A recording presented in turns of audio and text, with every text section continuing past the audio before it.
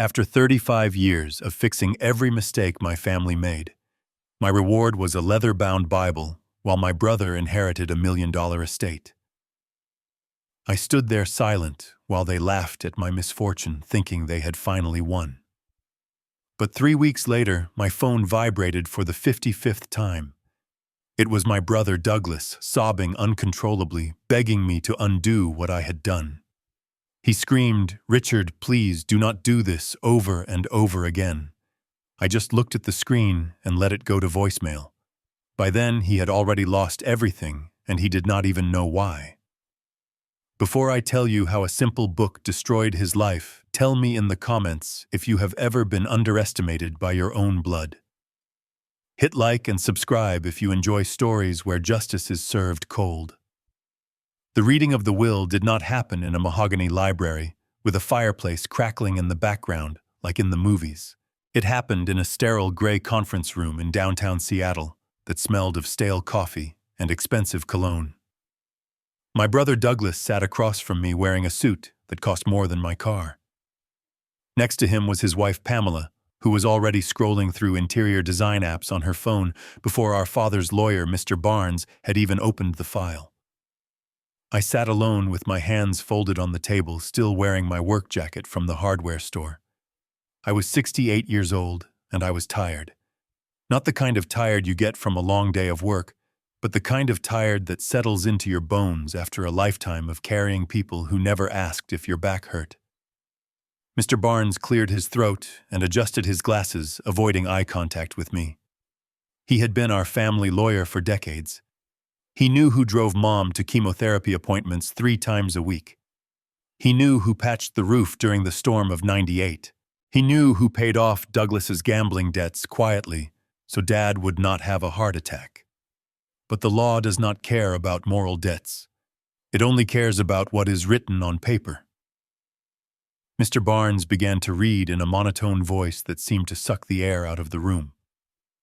To my youngest son, Douglas Caldwell, I leave the family estate located on Queen Anne Hill, including all furnishings and personal effects.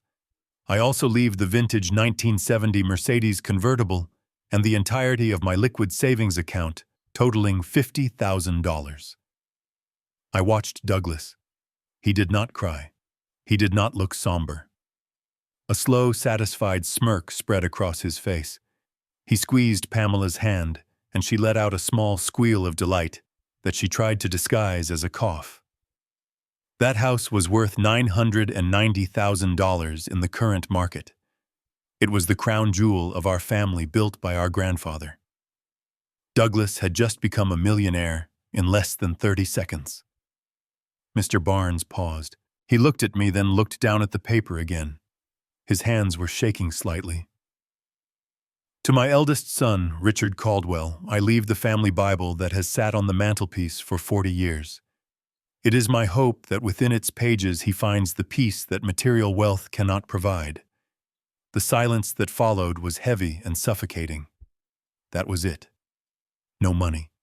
No share of the house. No sentimental keepsakes other than a book. 35 years of loyalty. 35 years of being the responsible one. All valued at 0. Douglas let out a breath he had been holding. He turned to me, and the fake sympathy in his eyes was worse than if he had just slapped me. He said, "Rick, I know this is a shock, but you have to understand where Mom and Dad were coming from. They were practical people." Pamela chimed in immediately, her voice sharp and fast. She said, "Absolutely, Richard. Look at your life. You are single, you live simply, you have your pension from the engineering firm. Douglas and I have a lifestyle to maintain. We have social obligations. The house needs young energy. We are already planning to knock down that awful kitchen wall to install a granite island. It is going to cost a fortune, but it is necessary." I looked at her. She was talking about demolishing the kitchen my mother loved, while my mother's body was barely cold in the ground. I felt a burning sensation in my chest, but I forced myself to remain calm. I asked Mr. Barnes if that was everything. He nodded slowly and handed me a heavy rectangular object wrapped in brown paper.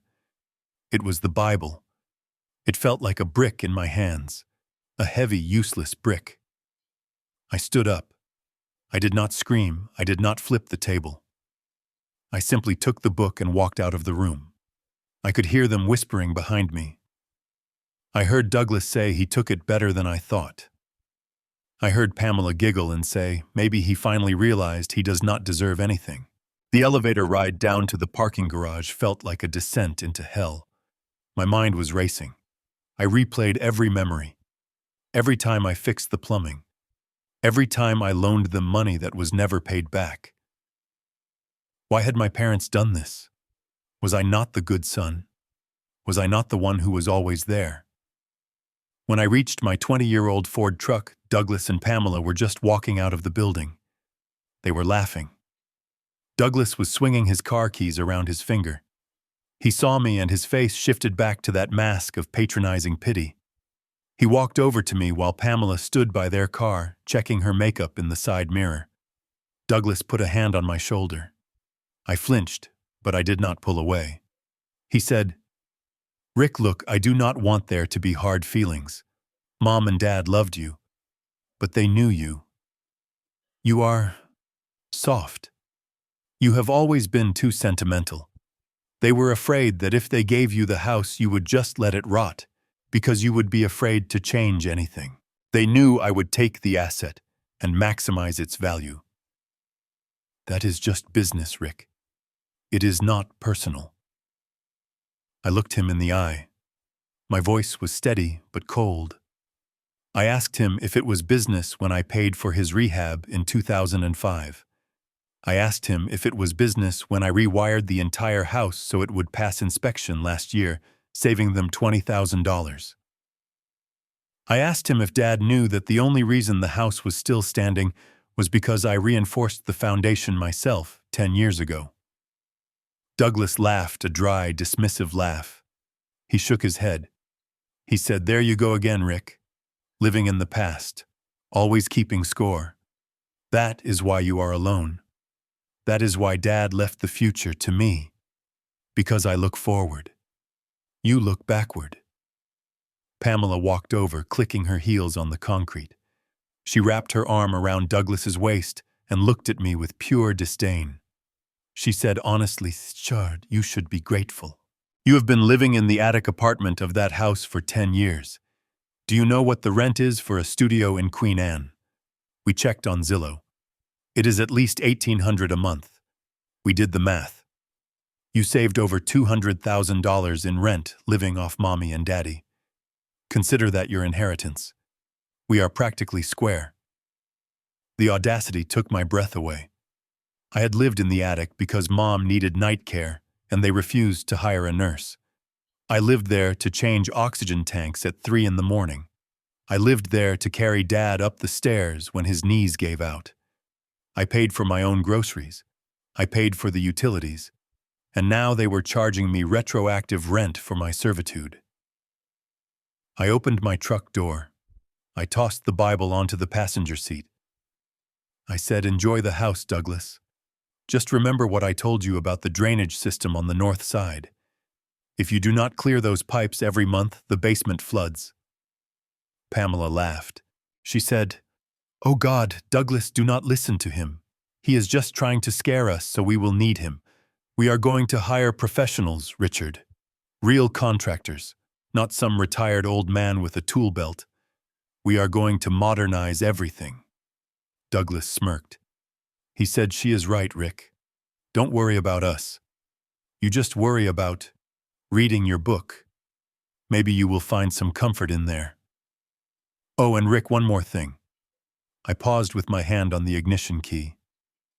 Douglas said Pamela wants to turn the attic into a yoga studio. We need the space, duh. The lawyers said we have to give you reasonable notice. So consider this your notice. You have 72 hours to get your junk out. We have contractors coming on Monday. 72 hours. 3 days to erase 10 years of my life. 3 days to find a place to live in one of the most expensive cities in America on a fixed income. I did not say a word. I started my engine. The old truck sputtered to life, coughing black smoke. Douglas waved his hand in front of his face in disgust. I backed out and drove up the ramp into the Seattle rain. The wipers slapped back and forth against the glass like a metronome counting down the seconds of my old life. I drove back to the house that was no longer mine. It loomed large and dark against the gray sky. A Victorian beauty with intricate woodwork that I had sanded and painted with my own hands. I parked on the street because Douglas had parked his car in the driveway earlier, blocking the garage. I walked up the steps that I had built. I unlocked the front door with a key that would soon be useless. Inside, the house smelled like Mom's lavender potpourri and Dad's pipe tobacco.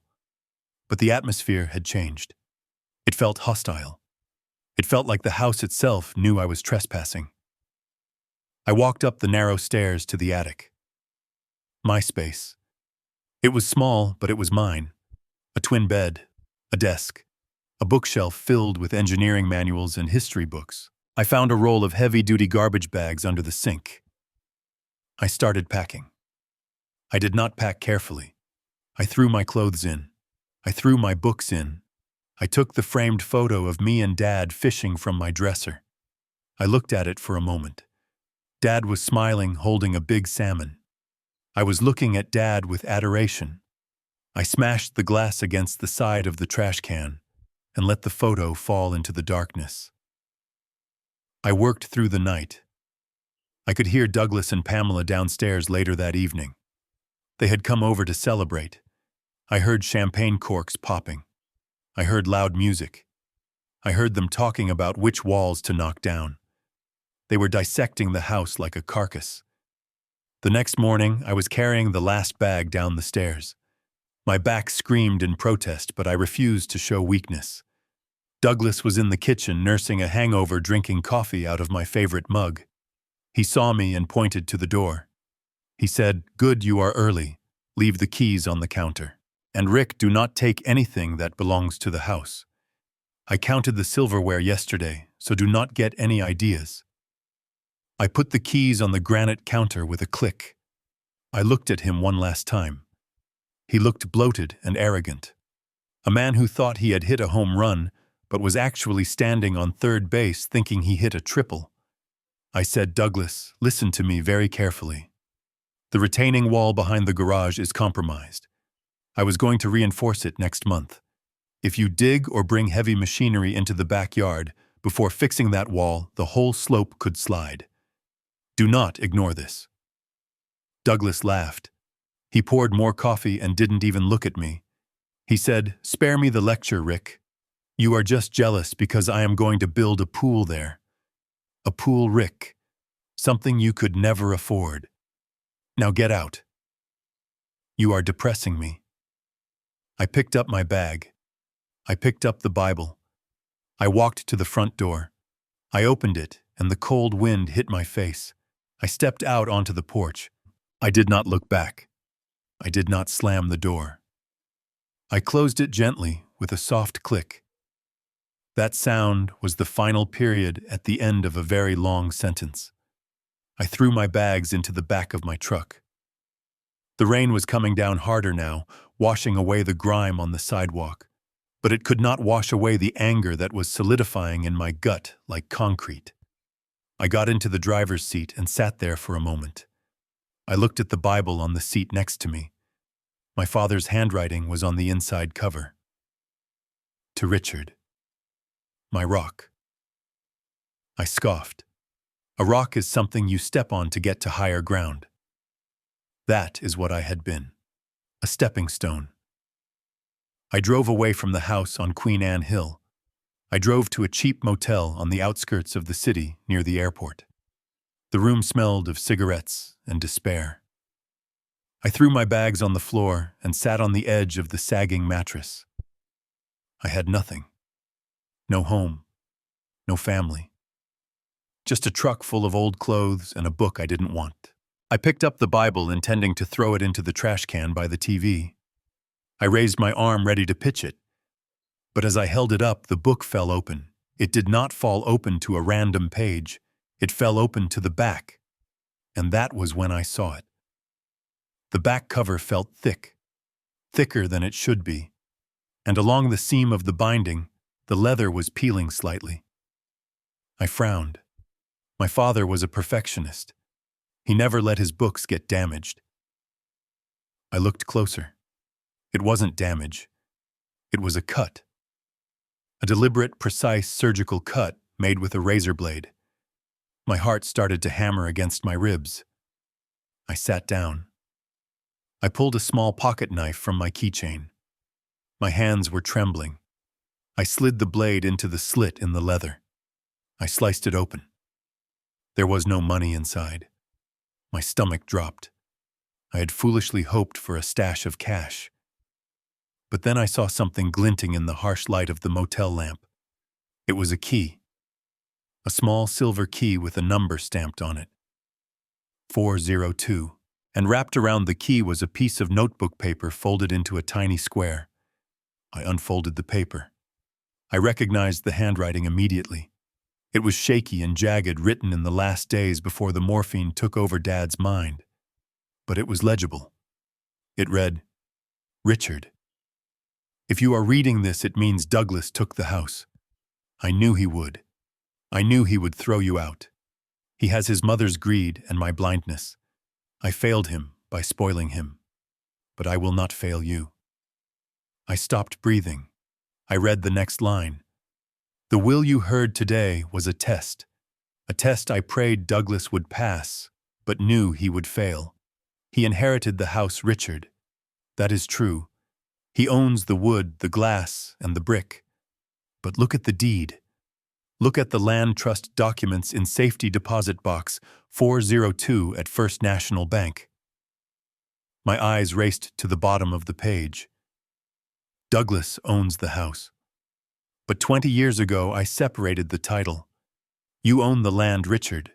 You own the ground beneath his feet, and the 99-year ground lease expires 2 days after my funeral.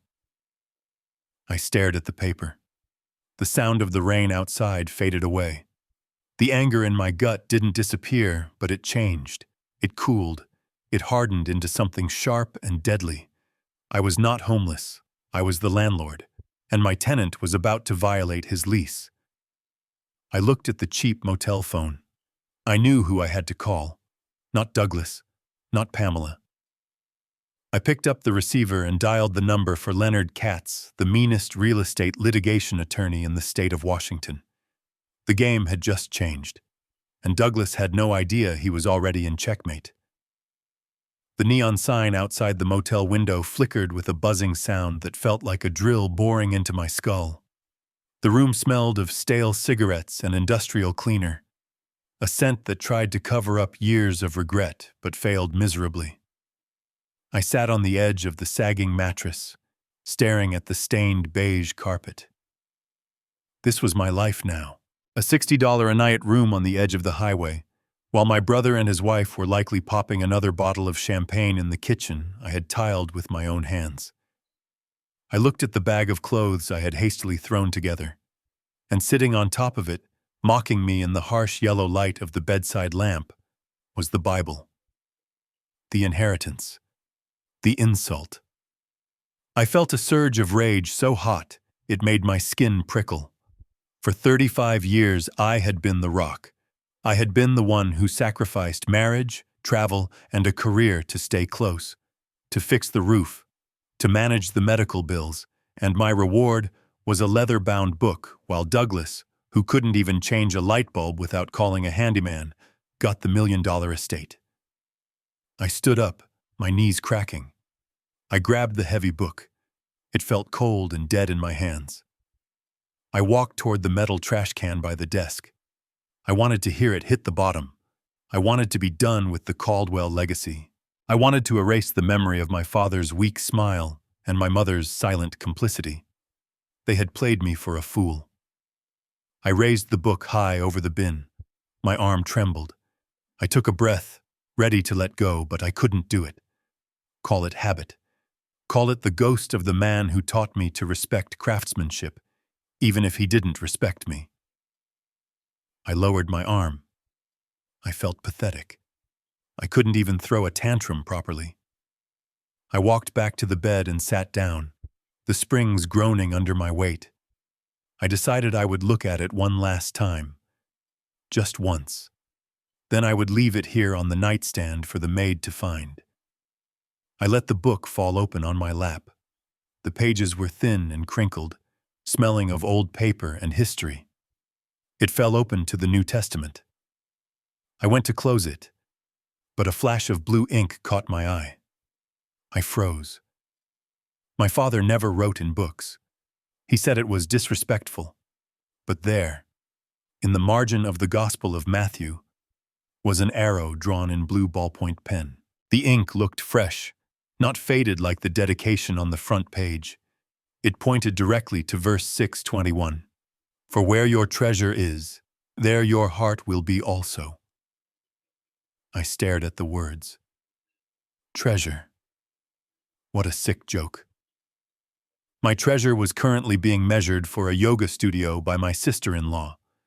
I felt the anger rising again, choking me. I slammed the book shut. The sound was a dull thud, but as my thumb pressed against the back cover to hold it closed, I felt something. It was subtle. Most people wouldn't have noticed it. But I spent 40 years as a structural engineer and a carpenter. My hands knew when a surface wasn't true. My fingers knew when wood was warped or when a wall wasn't plumb. The back cover of the Bible was too thick, and there was a ridge, a small, hard lump hidden beneath the leather binding, right near the spine. I ran my fingers over it again. The leather on the inside cover had a seam that looked just a little too perfect. Glue. Someone had peeled this back and glued it down again. My heart started to hammer against my ribs, a slow, heavy rhythm. I reached into my pocket and pulled out my old Swiss Army knife. I unfolded the small blade. I hesitated for a fraction of a second, but the curiosity was stronger than the piety. I slid the blade under the edge of the leather lining. It gave way with a soft, tearing sound. I peeled back the thick paper. There was no cash inside. My stomach dropped for a second. I had foolishly hoped for a stack of $100 bills, something to get me out of this hellhole. Instead, there was a cutout in the cardboard stiffener of the cover, a hollow space carved with surgical precision. Resting inside that hollow space was a key. It was small, silver, and flat. It wasn't a house key. It was stamped with a number, 402, and the logo of First National Bank, a safety deposit box key. Underneath the key was a piece of notebook paper, folded into a square the size of a postage stamp. I picked it up, my fingers feeling thick and clumsy. I unfolded it. The handwriting was shaky, jagged, written by a hand that was losing its battle with tremors. It was my father's writing from his last days. It read, Richard, if you are reading this, it means Douglas kicked you out. I prayed he wouldn't. I prayed he would share. But I know my son. He sees the house as a pile of money. You see the foundation. I stopped breathing. The noise of the highway outside faded into nothingness. The note continued. The will was a test of character. He inherited the house, Richard. That is true.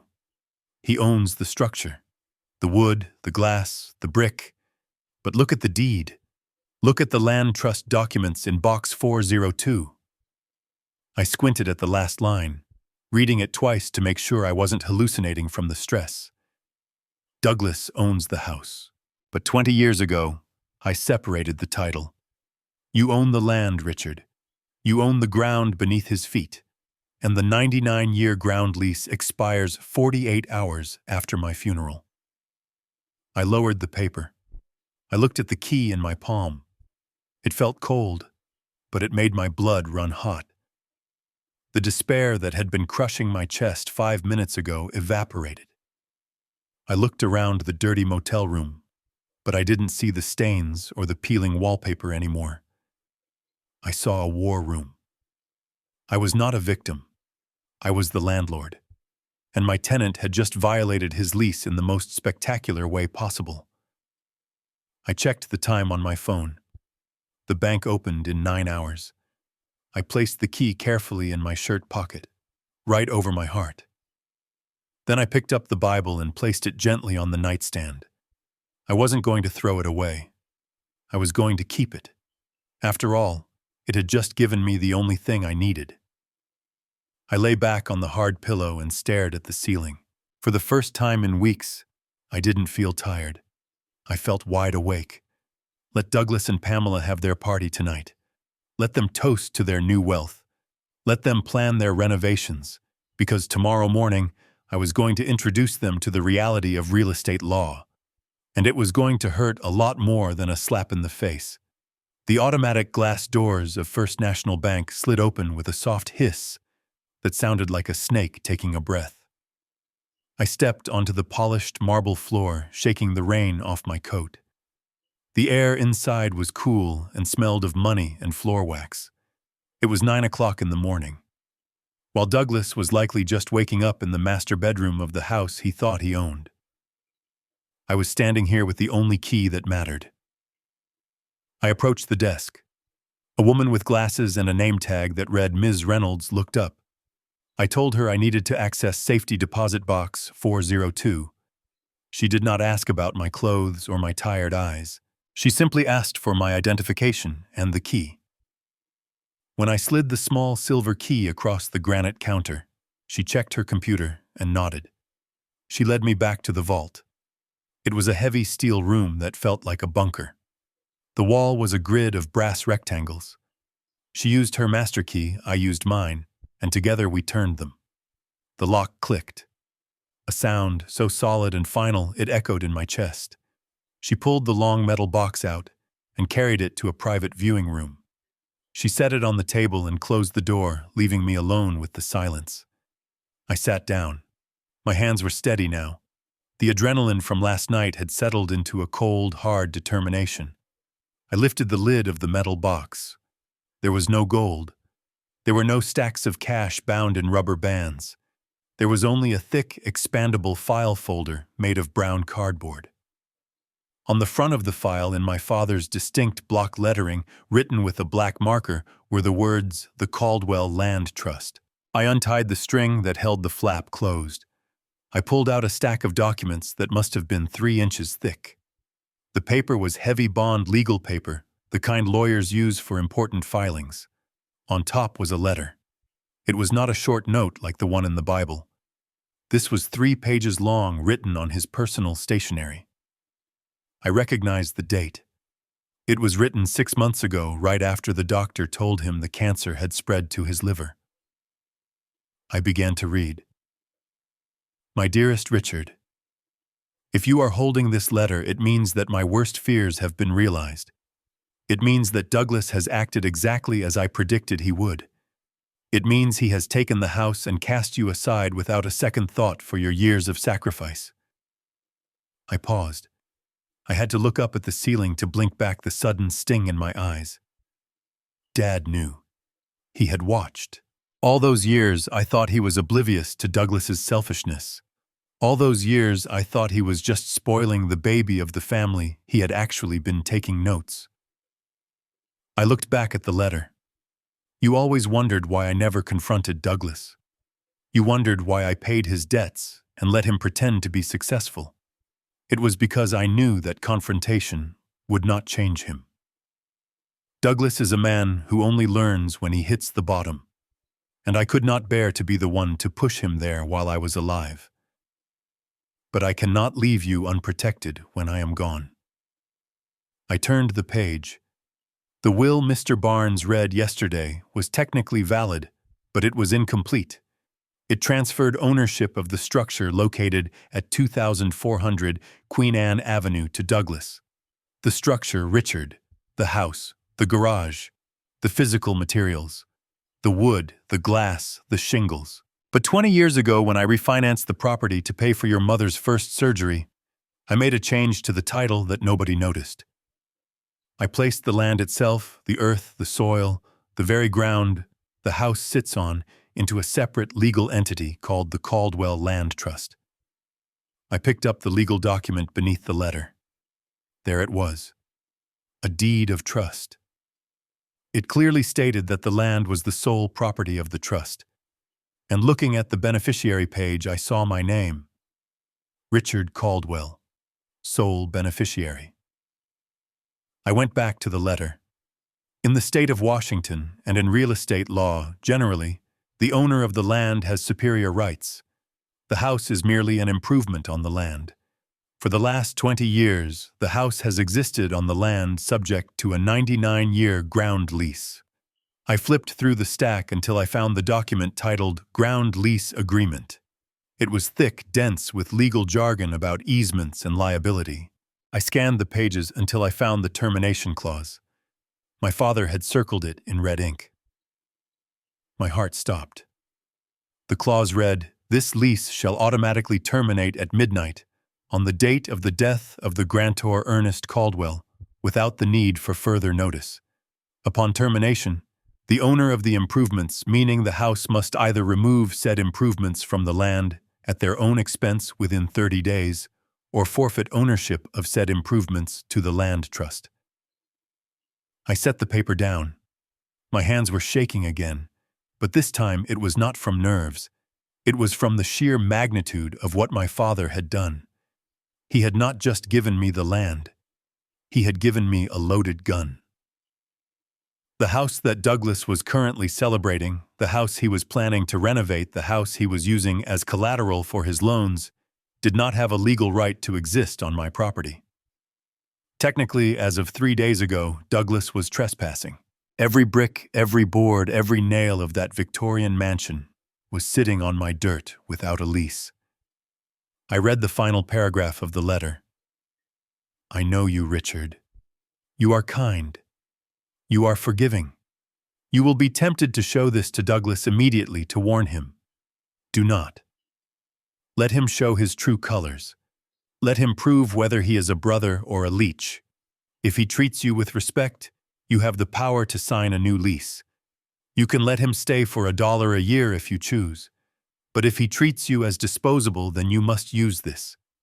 You must teach him the lesson I was too weak to teach him. You are the rock, Richard. But even a rock can crush if it falls from a high enough place. I love you, son. I am sorry I waited so long to give you this power." I folded the letter carefully and placed it in my inside jacket pocket next to my heart. I looked at the legal documents spread out on the table. The deed, the trust, the expired lease. I thought about the conversation in the parking lot yesterday. I thought about Pamela laughing about charging me back rent. I thought about Douglas telling me not to steal the silverware. They were worried about forks and spoons while I held the title to the earth beneath their feet. I put everything back into the file folder. I tied the string with a deliberate, slow knot. I stood up and walked out of the viewing room. Ms. Reynolds looked up as I approached the counter to return the box. She asked if I found what I was looking for. I looked at her, and for the first time in days, a genuine smile touched my lips. It wasn't a happy smile. It was the smile of a man who just realized the war was over before the enemy even knew the first shot had been fired. I said, "Yes, ma'am." I found exactly what I needed. I walked out of the bank into the gray Seattle morning. The rain had stopped. I took a deep breath. The air didn't smell like exhaust and despair anymore. It smelled like justice. I pulled out my phone. I had one call to make. Not to Douglas. He didn't deserve a warning. I dialed the number for Leonard Katz. He was expensive, he was ruthless, and he was exactly the kind of shark I needed to swim in these waters. When his receptionist answered, I didn't ask for an appointment. I told her to tell Mr. Katz that I was the new trustee of the Caldwell Land Trust, and I needed to initiate eviction proceedings against a squatter on my property. I hung up and walked to my truck. I wasn't going to the construction site today. I wasn't going to look for a new apartment. I was going to sit back and watch my brother build his castle on quicksand. He wanted to play the big shot. He wanted to talk about assets and liabilities. Well, he was about to learn the most important rule of real estate. Location is everything. and unfortunately for him, his location belonged to me. Leonard Katz's office was not in a glass skyscraper with a view of the Space Needle. It was in a squat, brick building in Pioneer Square that had survived 2 earthquakes and 3 riots. The elevator smelled of brass polish and old cigars. When I walked into his suite, there was no receptionist with a headset. There was just a wall of filing cabinets and a door that was slightly ajar. I knocked, and a voice that sounded like gravel crunching under tires told me to come in. Leonard Katz sat behind a desk that was buried under an avalanche of legal briefs. He was a small man with wild white hair and eyes that looked like they had seen every possible way a human being could lie. He didn't look up when I entered. He just held out a hand waiting for the file. I placed the documents from the safety deposit box into his palm. He adjusted his thick glasses and began to read.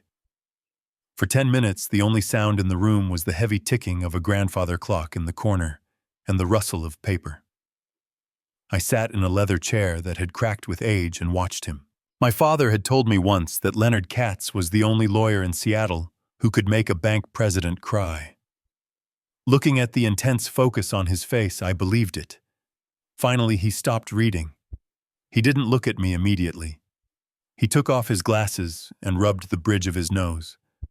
Then he let out a low whistle that turned into a dry, rasping laugh. He looked at me and said, "Mr. Caldwell, your father was a son of a bitch. But my God, he was a genius." I asked him if the documents were solid. I needed to know if there were any loopholes Douglas could use to wiggle out of this. Katz leaned forward, resting his elbows on the files. He looked at me with a predatory grin. He said, "Solid is not the word I would use. This is ironclad. This is nuclear. You see, in the state of Washington, we have very specific laws regarding property rights. Most people own their property in what we call fee simple. That means they own the house, the dirt, and the air above it. But your father severed that bundle of rights 20 years ago." He pulled out the deed and tapped it with a yellow, stained finger. He continued explaining that Douglas holds the title to the improvements. That is the legal term for the house, the garage, and the driveway. But you, Richard, you hold the title to the parcel, the land.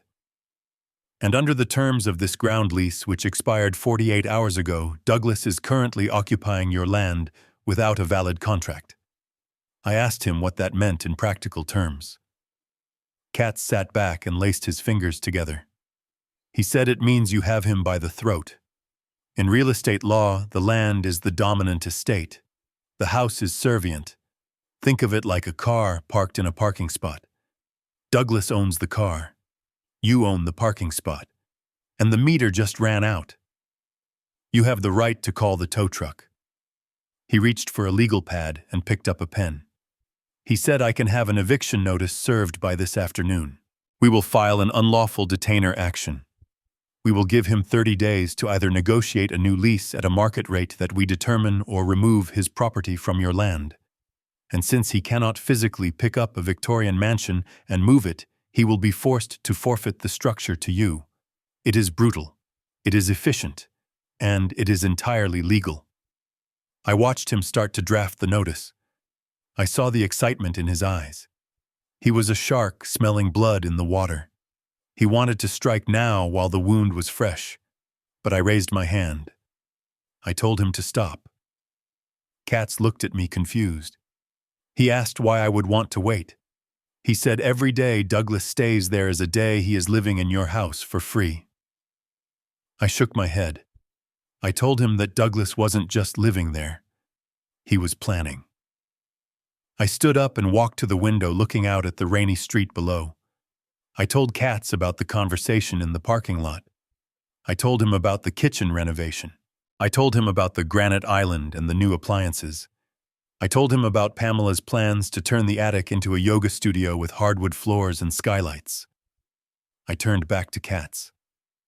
I said Douglas just took out a massive loan against the house. He has hundreds of thousands of dollars in credit that he is about to pour into that property.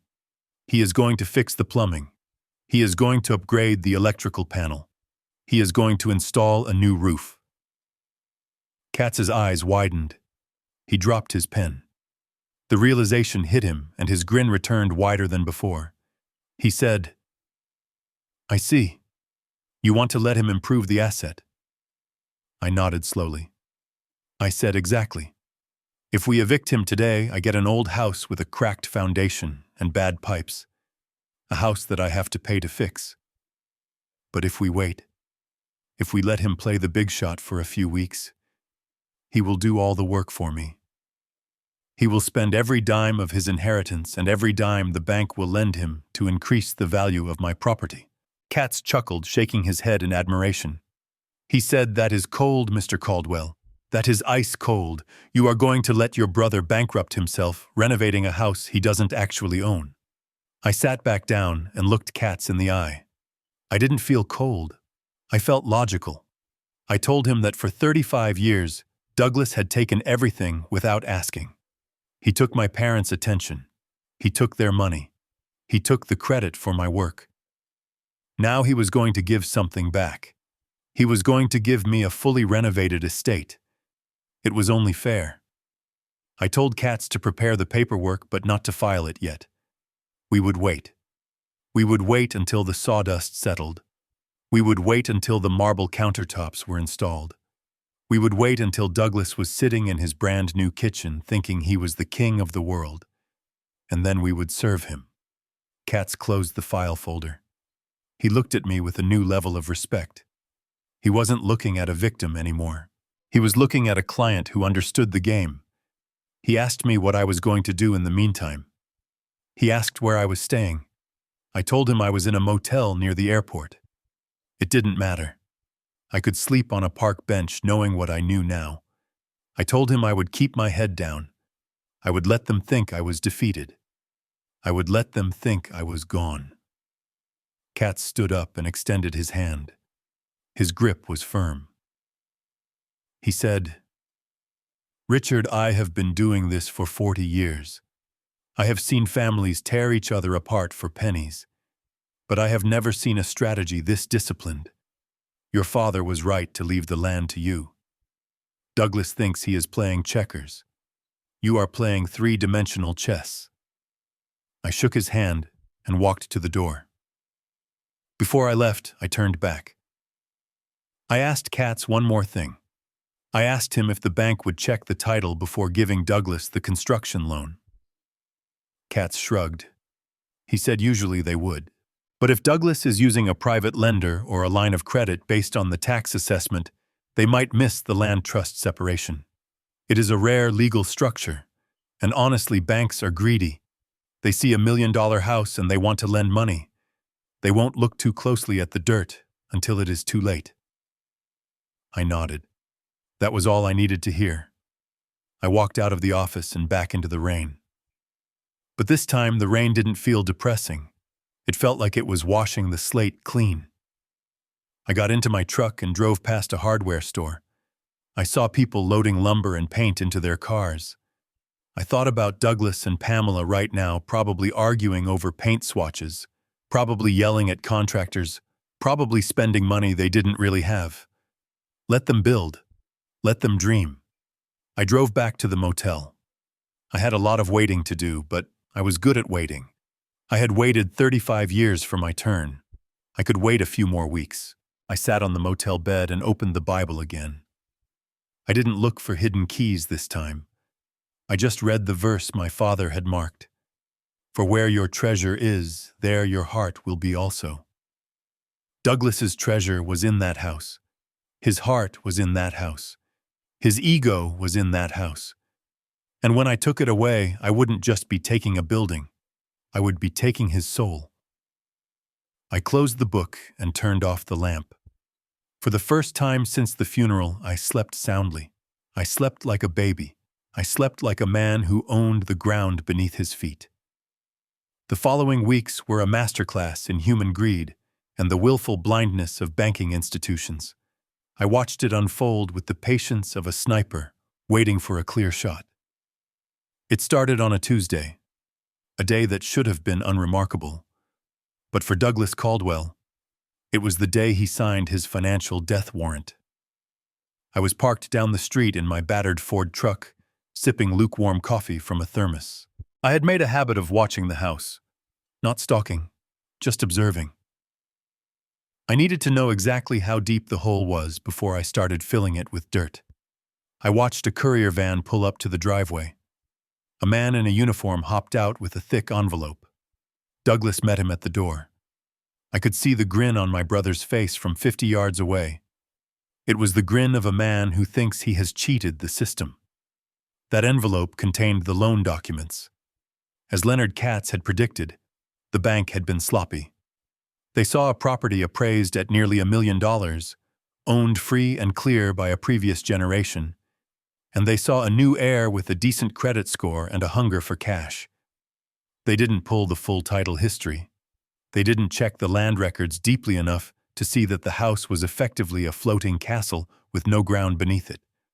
They just saw the asset and approved a home equity line of credit for $200,000. $200,000. To a man like Douglas, who had spent his life living paycheck to paycheck while trying to look like a millionaire, that money was not a loan. It was a lottery win. It was validation. The spending began less than 24 hours later. I was at the hardware store buying some washers for a faucet in my motel room when I heard the roar of an engine that didn't belong in the parking lot. It was a low, throaty growl that vibrated in your chest. I turned to look out the front window. A Porsche 911, silver as a bullet, and just as dangerous in the wrong hands, swerved into 2 parking spaces. Douglas stepped out. He was wearing sunglasses, even though it was overcast. He wore a leather jacket that looked stiff and brand new. He didn't walk, he strutted. He looked around the parking lot as if expecting applause. I pulled my cap down low and stayed in the plumbing aisle, watching through the gaps in the shelves. He didn't come in to buy tools. He came in to buy a high-end grill, the kind that costs $3,000 and has more dials than a cockpit. He pointed at it, handed a black card to the cashier, and snapped his fingers at a stock boy to load it up. He was burning through the money. But a grill was just the appetizer. 3 days later, I found a reason to stop by the house. I told myself I needed to pick up some mail that hadn't been forwarded yet, but the truth was I needed to document the carnage. I pulled into the driveway. The Porsche was parked front and center, blocking the path to the front door, gleaming aggressively in the rain. I walked up the steps. The front door was unlocked. I knocked and pushed it open. The house was unrecognizable, not because they had renovated it yet, but because it was filled with boxes. High-end shopping bags from Nordstrom, Gucci, and Williams-Sonoma were scattered across the living room floor like debris from an explosion in a luxury mall. Pamela was in the center of the room, holding up a pair of silk curtains that probably cost more than my truck. She looked at me and her face twisted into a sneer. "Oh, look, Douglas," she called out, her voice dripping with artificial sweetness. "The ghost of Christmas past has returned." Douglas walked in from the kitchen. He was holding a glass of scotch. It was 2 in the afternoon. He saw me and took a slow sip, savoring the power dynamic. "What do you want, Rick?" he asked. "We are busy." "I just came for my mail," I said, keeping my voice low and humble. I gestured to the room. "It looks like you came into some money." Douglas laughed. He walked over to the Porsche key fob lying on the mantelpiece and spun it on the wood. It made a scratching sound that made me wince, but it was his mantelpiece now. Or so he thought. "It is called leverage, Rick," he said, lecturing me like I was a child. "You use the asset to generate liquidity. The house was just sitting here, dead capital. I woke it up. We got a line of credit. 200 grand. I widened my eyes, feigning shock. 200,000? "Douglas, that is a lot of debt. The interest rates are rising. Are you sure you can make the payments?" Pamela snorted. She threw the curtains onto the sofa. "Oh, stop it, Richard. You sound just like your father. Scared of your own shadow. Douglas is investing." We are going to upgrade this place, flip it in a year or two, and walk away with double what it is worth. You have to spend money to make money. Not that you would know anything about that. I looked at the pile of boxes.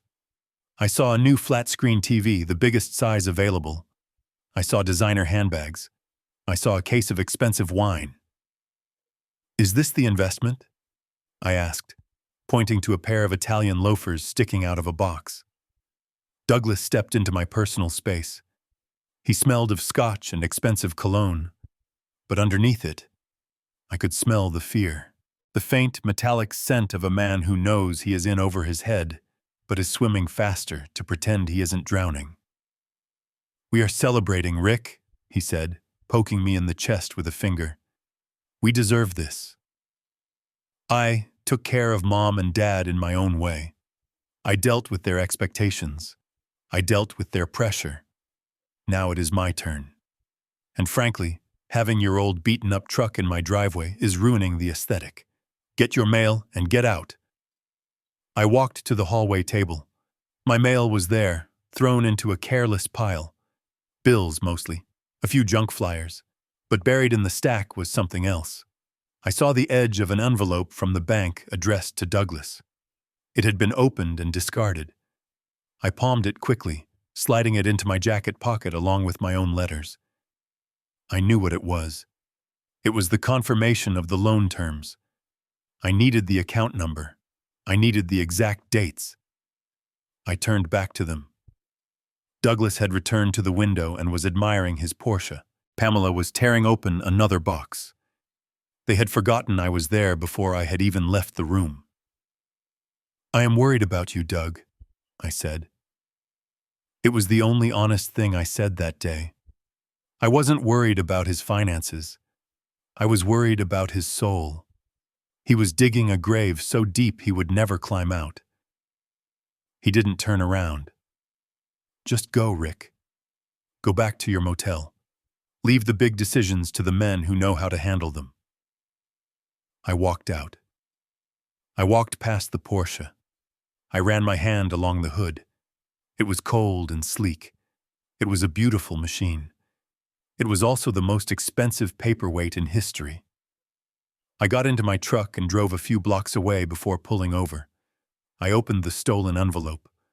My hands were shaking slightly. There it was. The loan amount, $210,000. The interest rate was variable, starting high and destined to go higher, and the collateral was listed clearly. 2400 Queen Anne Avenue. I took a picture of the document with my phone and sent it to Leonard Katz. Then I typed a simple message. He took the bait. The hook is set.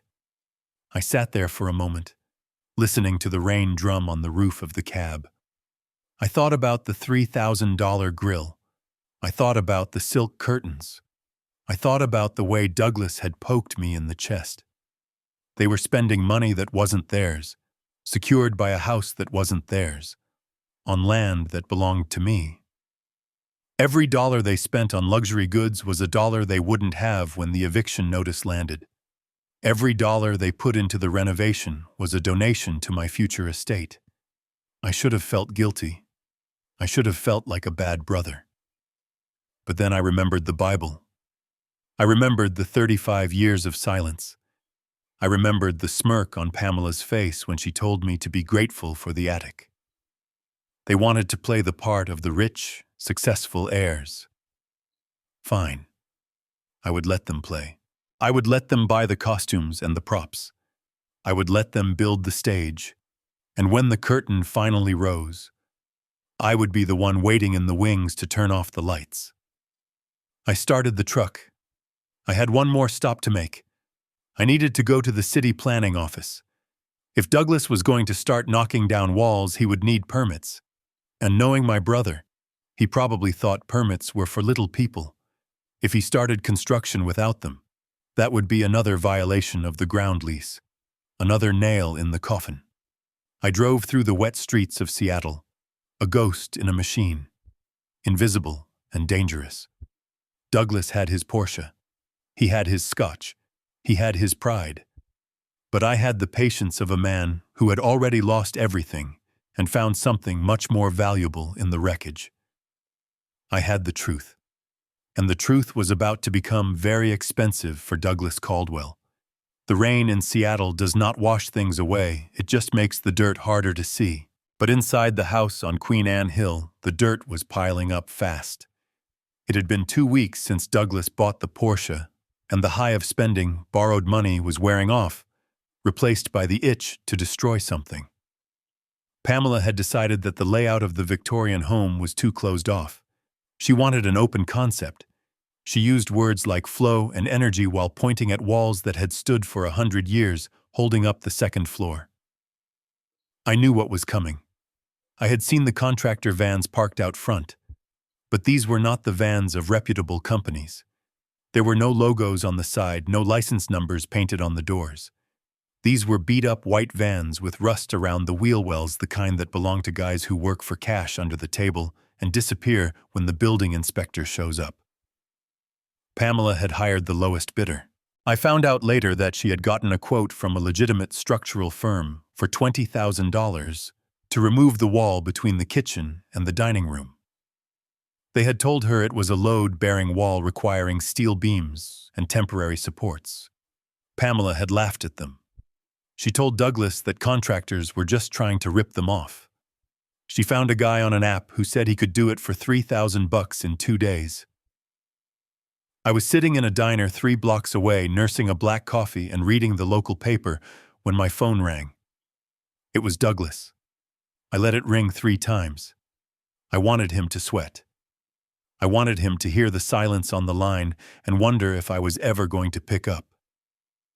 When I finally answered, I didn't say hello. I just listened. "Rick, you need to get over here. Now."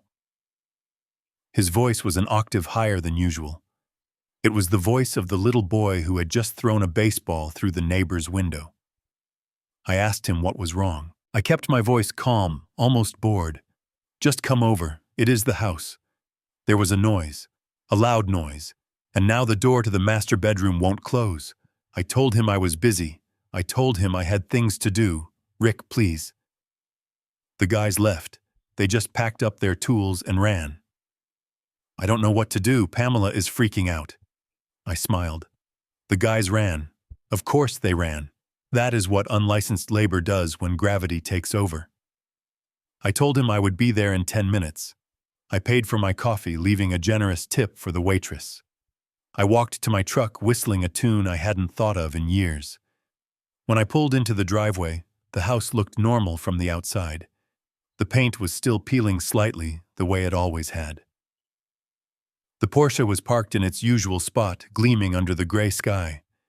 But as soon as I walked through the front door, I could feel it.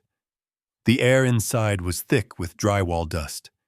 It hung in the air like a fog, coating everything in a fine white powder. The expensive silk curtains Pamela had bought were gray with dust.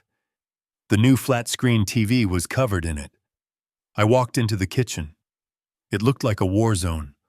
A massive section of the wall was gone hacked away with sledgehammers and sawzalls. Debris was piled high on the floor. Exposed wires hung from the ceiling like severed nerves. But my eyes went straight to the ceiling. A crack, a jagged black line about half an inch wide, started at the corner of the dining room and zigzagged its way across the plaster all the way to the hallway. It looked like a bolt of lightning frozen in stone. Douglas was standing in the middle of the rubble wearing his expensive leather jacket, which was now dusted white. He was pacing back and forth, running his hands through his hair. Pamela was sitting on a cooler in the corner crying. Not the silent, dignified crying of someone in grief, but the angry, hysterical sobbing of a child who broke her toy. Douglas saw me and rushed over. He grabbed my arm. His grip was desperate. "Rick, thank God. Look at this. Those idiots just started swinging hammers and then there was this crack. A sound like a gunshot. And now the ceiling looks like it is sagging." I shook his arm off and stepped into the center of the room. I looked up. I didn't need a tape measure to know what had happened. They had removed the main support studs without installing a header. The entire weight of the second floor, the master bedroom, the bathroom, the heavy clawfoot tub was now resting on nothing but air and faith. The house was slowly settling. If they didn't shore it up soon, the ceiling would come down. I looked at the floor. The hardwood was buckling slightly under the pressure. "You cut the load-bearing wall, Doug," I said quietly. "I told you about this wall 10 years ago. Remember when we remodeled the pantry? I told you this beam holds up the house." Douglas waved his hand dismissively. "I don't know about beams, Rick. That is your department. Pamela said we needed light. She said the guys knew what they were doing." I looked at Pamela. She wiped her eyes, smearing mascara across her cheek. She pointed a finger at me. "Don't you look at me like that, Richard. They said it was fine. They said it was just partition framing. You are supposed to be the expert. Why didn't you warn us?" The audacity was breathtaking. I had lived in this house for 35 years. I had kept it standing, and now she was blaming me for her budget renovation disaster. I turned back to Douglas. "So what do you want me to do?" Douglas let out a nervous laugh. "Well, fix it. You have your truck right. You have your jacks and your lumber. We need to prop it up. Put in that beam thing you talked about. I will help you. We can knock it out this afternoon." I stared at him. He actually thought this was a weekend project. He thought he could snap his fingers, and I would put on my tool belt and save him just like I always did. He thought my labor was free. He thought my expertise was his birthright. I looked at the crack again. It had grown wider in the 5 minutes I had been standing there. Dust was trickling down from it in a steady stream. "I can't help you, Doug," I said. Douglas froze. His smile faltered. "What do you mean you can't?" "You are a structural engineer." "This is what you do," I corrected him. "This is what I used to do before I retired, before I was kicked out of my home. Besides, I don't have my tools anymore." This was a lie. My tools were in the truck, but he didn't check. Douglas's face turned red. He stepped closer, getting into my face. "Don't give me that crap, Rick. This isn't a game. The house is falling down, Mom and Dad's house. You can't just let it collapse out of spite." I looked around the room at the mess they had made, at the cheap renovation that had compromised the integrity of the structure. "This isn't Mom and Dad's house anymore, Doug," I said coldly. "It is your house. You inherited it, remember? You wanted the asset. You wanted the control. Well, this is part of ownership. Sometimes the roof caves in." Pamela stood up, kicking a piece of drywall across the floor. "You are despicable," she screamed. "You are doing this on purpose. You are jealous because we are making the house better. Because we have vision and you have nothing." I looked at her calmly. "Better. You hired unlicensed hacks to save a few $1,000s so you could buy handbags. You compromised the structural integrity of a building that has survived earthquakes because you wanted an open concept for your parties. That isn't vision, Pamela. That is vanity." Douglas slammed his hand against the counter. "Enough! Rick, just fix it. I will pay you okay. Is that what you want? You want money? Fine. I will give you $500. Just go get your jacks. $500. To install a structural steel beam that required a crew of 3 and a crane. To save $1 million asset." He was still trying to rip me off even when he was begging. I laughed. It was a harsh, dry sound. "I don't want your money, Doug. And I am not going to fix it. You need a licensed contractor. You need a permit. And you need to pray that the city inspector doesn't drive by and see the dumpster in the driveway. Because once he sees this, he will red tag the building and you will have to move out until it is brought up to code." Douglas looked terrified at the mention of the inspector. He grabbed my shirt. "You have to help me, Rick. We can't afford a big contractor. We spent the cash on the materials and the other things. We are tight right now until the flip. Just do this for me. For family." I looked down at his hand gripping my cheap flannel shirt. I reached up and peeled his fingers off one by one. Family, I repeated. Family is the people you invite to dinner, not just the people you call when the toilet backs up or the roof caves in. You told me to leave Doug. You gave me 3 days. You told me all I deserved was a Bible. I took a step back toward the door. I am just the guy with the Bible, Doug. I don't know anything about beams. I am just a simple old man reading scripture. You are the real estate mogul. You figure it out. Douglas's fear turned into rage. It exploded out of him. You useless old failure, he screamed, his spit flying. You are enjoying this, aren't you? You want us to fail. You are nothing, Rick. You have always been nothing. That is why Dad left the house to me, because he knew you were weak. He knew you were petty. Get out. Get the hell out of my house, oh. I stopped at the door. I turned back one last time. Careful with that yelling, Doug, I said softly. The vibration might bring the rest of the ceiling down. I walked out. I heard him screaming curses behind me. I heard Pamela throwing something that shattered against the wall. I got into my truck. My hands were shaking not from fear, but from the adrenaline of finally saying no. I started the engine and pulled away. I drove a few blocks and pulled over. I took a deep breath. I felt light. For the first time in my life, I wasn't carrying the weight of that house on my shoulders. It was Douglas's weight now, literally. I pulled out my phone and called Leonard Katz. It is worse than we thought, I told him. They compromised a load-bearing wall. The house is structurally unsound. Katz swore softly on the other end of the line. Does this change the plan, Richard? Do we need to intervene before the asset is destroyed? I watched the rain hitting the windshield. I thought about the crack in the ceiling. I knew the house. I knew the bones of it. It wouldn't collapse today. It would settle. It would groan. But it would stand long enough for Douglas to bleed. No, I said. It will hold. But he is going to have to spend a fortune to fix it. He is going to have to dip into the emergency funds. He is going to have to max out the credit cards. He has no choice. If he doesn't fix it, he loses the certificate of occupancy. Let him fix it, Katz. Let him pay the emergency rates for a structural crew. Let him bury himself in debt to repair the damage he caused. And when he is done, when the check has cleared and the wall is strong, then we take it back. Katz laughed. You are a dangerous man, Richard. I hung up. I wasn't dangerous. I was just tired of being the safety net. Douglas wanted to fly high.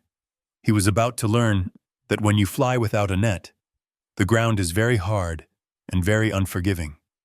And the ground belonged to me. The silence that fell over the house on Queen Anne Hill was not peaceful. It was the heavy, suffocating silence of a stopped heart. The banging of hammers had ceased. The white vans with the rusted wheel wells had stopped coming. The structural crack in the ceiling remained, a jagged scar that Douglas had hastily covered with a layer of spackle and a fresh coat of paint. It was like putting a Band-Aid on a broken leg, but that was Douglas's entire philosophy on life. If you can't see the problem, it doesn't exist. I continued my vigil from down the street. I watched the mailman deliver stack after stack of envelopes with red urgent stamps. The high-interest loan on the Porsche, the credit card bills for the silk curtains and the $3,000 grill, and now the demand letters from the structural engineering firms he had called and then ghosted when he heard their prices. Douglas was drowning. I could see it in the way he walked to the mailbox. He didn't strut anymore. He slouched. He would snatch the mail, look around nervously to see if anyone was watching, and then scurry back inside like a rat, carrying a piece of cheese that was too heavy for it. Then came the pivot. I knew it was coming because men like Douglas only have 2 gears: greed and flight. He had tried greed. He had tried to turn the house into a palace for himself. That had failed. Now he was shifting into flight mode. On a Thursday morning, a real estate agent's sign appeared on the front lawn. It wasn't just any sign. It was a massive, sleek placard from a luxury brokerage featuring a photo of a woman with perfect teeth and a blazer that cost more than my annual pension. For sale. Asking price $1.5 million. I sat in my truck and stared at the number. 1.5 million. The audacity was staggering. He was selling a house with a compromised foundation, a house with a load-bearing wall missing a house that was technically trespassing on my land, and he was asking for a king's ransom. I called Leonard Katz immediately. "He is selling," I said. "The sign just went up." Katz laughed a low rumble that sounded like distant thunder. "He is fast, I will give him that. He knows he can't afford to fix it, so he is trying to dump the liability on someone else." I asked Katz if we should stop him now. "Not yet," Katz said. "Let him find a buyer. Let him sign a contract. Let him accept a deposit. The moment he takes money for a property, he doesn't have the legal right to sell. He crosses the line from civil dispute to criminal fraud. We want him to cross that line, Richard. We want him to sprint across it." So I waited. And because the Seattle housing market is a beast that defies logic, I didn't have to wait long. The open house was a spectacle. Douglas and Pamela had staged the home beautifully. They had moved furniture to hide the sloping floor where the wall had been removed. They had placed vases of fresh flowers to cover the smell of damp drywall. They had turned on every light to distract from the dark corners where the truth was hiding. I parked down the block and watched the parade of luxury cars. Teslas, Mercedes, BMWs, people desperate to buy a piece of history. They walked in seeing the fresh paint and the granite countertops. They didn't see the rot. They didn't see the legal landmine buried under the floorboards. Douglas was in his element. I saw him through the front window holding a glass of wine, charming a young couple. He was pointing at the view. He was laughing. He looked like the lord of the manor. It was his greatest performance. 3 days later, the sold pending inspection sticker was slapped across the sign. I found out the details through a friend of a friend who worked at the brokerage. The buyer was a tech executive from California. He wanted the house for the location. He had offered full asking price, cash. And because he wanted to close quickly, he had agreed to a shortened inspection period. But the most important detail was the earnest money, the deposit. In a deal this size, the deposit was substantial, $50,000. $50,000 to show good faith. $50,000 that was supposed to sit in an escrow account until closing. But Douglas, being Douglas, had negotiated a release of the funds. He had spun some story about needing to pay off a lien to clear the title quickly. The buyer, eager to secure the property, had agreed. $50,000 was wired directly into Douglas's personal account on a Friday afternoon. I expected him to pay off the Porsche. I expected him to pay the credit cards. I expected him to maybe hire a structural engineer to patch the house so it wouldn't collapse on the new owners. I was wrong. On Saturday morning, a taxi pulled up to the house. Douglas and Pamela emerged dragging 2 massive suitcases. They were wearing sunglasses and resort wear. Pamela had a wide-brimmed straw hat. Douglas was wearing a floral shirt that looked ridiculous in the Seattle drizzle. They were laughing. They looked like 2 people who had just pulled off the heist of the century. They threw their bags into the taxi and sped off toward the airport. I followed them. Not all the way to the terminal, but far enough to confirm their direction. Then I checked Pamela's social media. She couldn't help herself. She had to brag. 5 minutes later, a photo appeared on her Instagram. A picture of 2 first-class tickets to Cabo San Lucas. The caption read, "Finally, some well-deserved relaxation due before our next big adventure, #sold, #millionaire life, #buy Seattle." I sat in my truck and stared at the phone. They had taken the deposit money. The money that wasn't theirs. The money for a house they didn't own on land they didn't lease, and they were going to blow it on margaritas and massages in Mexico. They had left the house broken. They had left the debts unpaid. And they had fled the country, believing that when they returned in a week, the rest of the 1.5 million would be waiting for them. I felt a cold, hard knot in my stomach. It wasn't anger anymore. It was disgust. They were not just greedy. They were careless. They treated people and laws and commitments as inconveniences to be ignored. I called Leonard Katz. "They are gone," I said. "They are in the air. Cabo." And they took the deposit with them. Katz was silent for a moment. Then he spoke, and his voice was deadly serious. "Richard," he said, "this is it. He has accepted funds for a sale he cannot complete. He has converted trust funds for personal use. And the moment the title company pulls the file on Monday morning, the entire house of cards is going to collapse." I asked him what the next move was. Katz said, "Enjoy your weekend, Richard, because on Monday at 9 a.m. we are going to drop the hammer. By the time Douglas lands in Cabo, he might still think he is rich. But by the time he orders his first drink, the title company will be calling him. The real estate agents will be calling him. And the bank will be calling him." I hung up. I looked at the empty house. The for sale sign was still there, standing crooked in the wind. The sold sticker was peeling slightly at the corner. I started my truck. I drove back to my motel room. I had $50 left in my checking account. My brother had $50,000 in his pocket and was flying first class. But I slept better than he did. Because I knew something he didn't. I knew that Monday was coming. And Monday was going to be a very bad day for the Caldwells. I spent the weekend cleaning my tools. I sharpened my chisels. I oiled my saws. I prepared my mind. I read the Bible not for comfort, but for focus. I read about the foolish man who built his house on sand. And I thought about Douglas building his life on lies. Sunday night I packed my bag. I was ready to leave the motel. I knew I wouldn't be staying there much longer. The lease was up. The game was up. When Monday morning broke, the sky was clear. A rare sunny day in Seattle. The kind of day that exposes everything. The kind of day where you can't hide the cracks in the walls or the cracks in your soul. I drove to the title company's office. I didn't go inside. I just parked across the street and waited for Leonard Katz to arrive.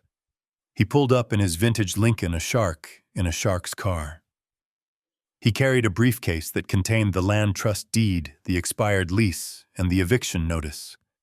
He nodded at me as he walked into the building. I checked the time. It was 9 o'clock. In Cabo, it was noon. Douglas was probably sitting by a pool right now, holding a drink with an umbrella in it, thinking he had won. Thinking he was the smartest man in the room. I leaned back in my seat and closed my eyes. I could almost hear the phone ringing in Mexico. I could almost hear the ringtone cutting through the sound of the ocean. 1 ring. 2 rings. "Pick up, Doug. Pick up." The reality check is calling. The conference room at Purely Title and Escrow was located on the 42nd floor of the Columbia Tower. From the window, you could see the entire city of Seattle spread out like a gray quilt. You could see the ferries cutting across the Puget Sound. You could see the Space Needle. And if you looked hard enough toward the north, you could see Queen Anne Hill, where a Victorian house sat on a piece of land that was about to become the most controversial patch of dirt in the state. I sat at the far end of the long mahogany table. I was not there as a guest. I was there as an interested party. Leonard Katz sat next to me. He had his briefcase open and his hands folded on top of a stack of files. He looked like a funeral director waiting for the body to arrive. Across from us sat the buyer. His name was Mr. Sterling.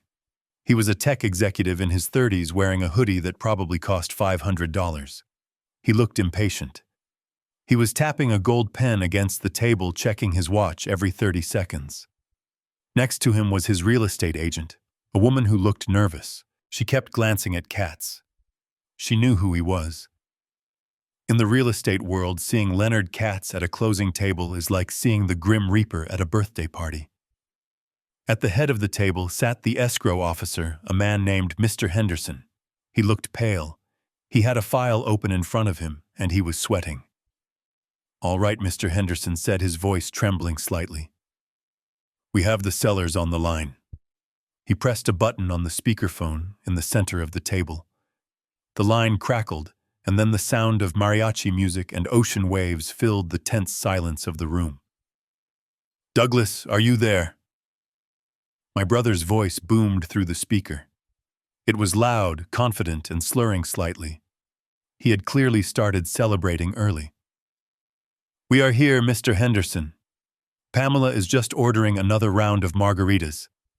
How is the weather in Seattle? Still raining, I bet. We are ready to sign electronically. Just send the DocuSign link and wire the funds. We have a dinner reservation at Nobility tonight, and I plan on buying the most expensive bottle of tequila they have." Mr. Sterling stopped tapping his pen.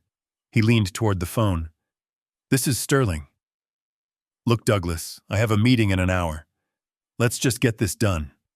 I assume the title is clear." Douglas laughed. "Clear as a bell, Sterling. You are getting a gem. A real gem. Just wire the money. 1.45 million, right? That is the balance after the deposit." Mr. Henderson cleared his throat. It sounded like a gunshot in the quiet room. "Mr. Caldwell, I am afraid we cannot proceed with the closing today. In fact, I am afraid we cannot proceed at all." The silence on the other end of the line was absolute. The mariachi music seemed to fade away. "What do you mean you can't proceed?" Douglas snapped. "The money is there. The inspection period is waived. What is the problem?" Mr. Henderson looked at Katz, then back at the phone. "Sir, during the final title search this morning, a cloud appeared on the title. A very significant cloud. It appears that while you hold the deed to the structure known as the residence, you do not hold the deed to the land it sits on." I could hear Douglas breathing. It was a heavy, ragged sound. "That is ridiculous," he sputtered. "It is my parents' house. I inherited it. I have the will." Mr. Barnes read it. "Yes," Mr. Henderson said patiently. "You inherited the improvements, but the land is held by a separate entity called the Caldwell Land Trust, and we have received a formal notice from the trustee regarding the ground lease." "Who is the trustee?" Douglas shouted. "I don't know what you are talking about. Who is trying to sabotage my sale?" Leonard Katz leaned forward. He didn't raise his voice. He didn't have to. "Hello, Douglas. This is Leonard Katz." There was a gasp on the other end of the line. Douglas knew the name. Everyone in our family knew the name. Katz had represented our father's business interests for 30 years. "Katz. What are you doing there?" "I am representing the beneficiary of the Caldwell Land Trust," Katz said smoothly. "As of last week, the 99-year ground lease for the property at 2400 Queen Anne Avenue expired. The trust has decided not to renew the lease with you, Douglas." "Not renew," Douglas screamed. "What does that mean?" Katz smiled a cold, shark-like smile. "It means, Douglas, that you have 30 days to remove your personal property from the land. And since your personal property is a 3-story Victorian mansion attached to a concrete foundation that is going to be physically impossible. Therefore, under the terms of the original deed of trust, ownership of the structure will revert to the landowner." The buyer, Mr. Sterling, stood up. His face was red. "Wait a minute," he said, looking at Henderson. "Are you telling me that if I buy this house, I don't own the land under it? And the guy who owns the land wants to kick the house off?" "That is exactly what I am telling you," Sir Henderson said. "The title is uninsurable. We cannot close." Sterling turned to the speakerphone. "Douglas, you lying snake. You told me you owned it free and clear. You took my $50,000 deposit." Douglas was panicking now. His voice rose to a shriek. "Sterling, listen to me. This is a mistake. A clerical error. I will fix it. I will call the trustee. Who is the beneficiary, Katz? Who is doing this? Is it some developer? Is it the city? Tell me who I have to pay off." Katz looked at me.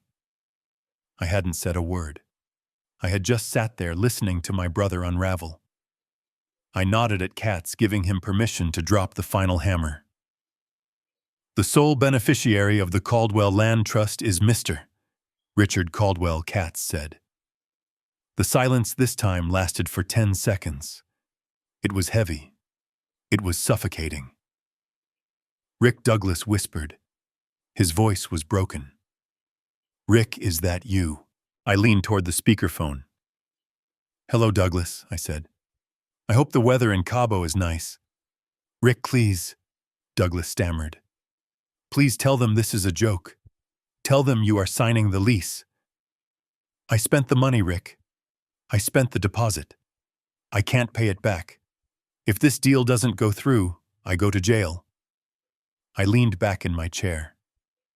"I recall you telling me that you were the businessman, Douglas. You told me to read my Bible. Well, I did, and I followed the instructions in the back of the book." Sterling slammed his hand on the table.